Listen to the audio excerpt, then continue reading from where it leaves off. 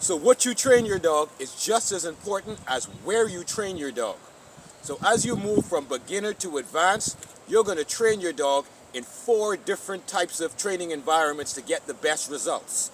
The first training environment that you introduce commands in is a quiet space alone with no distractions. This is so your dog can focus in, lock in on the exercise, and really get a good understanding of what you're asking him or her to do.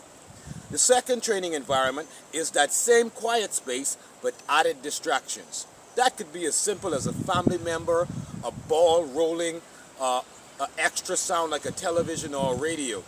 Now, your third training environment, which most persons get introduced to very early in their training career, and so it usually causes some problems because your dog's not trained yet, but you're introducing your dog to the public.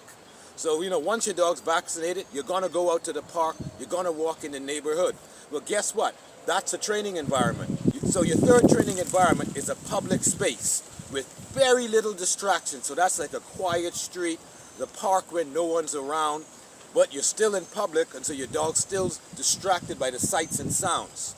The fourth training environment, which is probably the most difficult for beginner dogs, is a public space with lots of distractions. Now that could be a busy street, that could be a park with tons of people, that could be a shopping center, that could be a restaurant, but those public spaces with tons of distractions are very difficult to introduce new commands. Now you're going to practice all of your training routines in those 4 locations or those 4 training environments to get the best results. That's from beginner to advanced.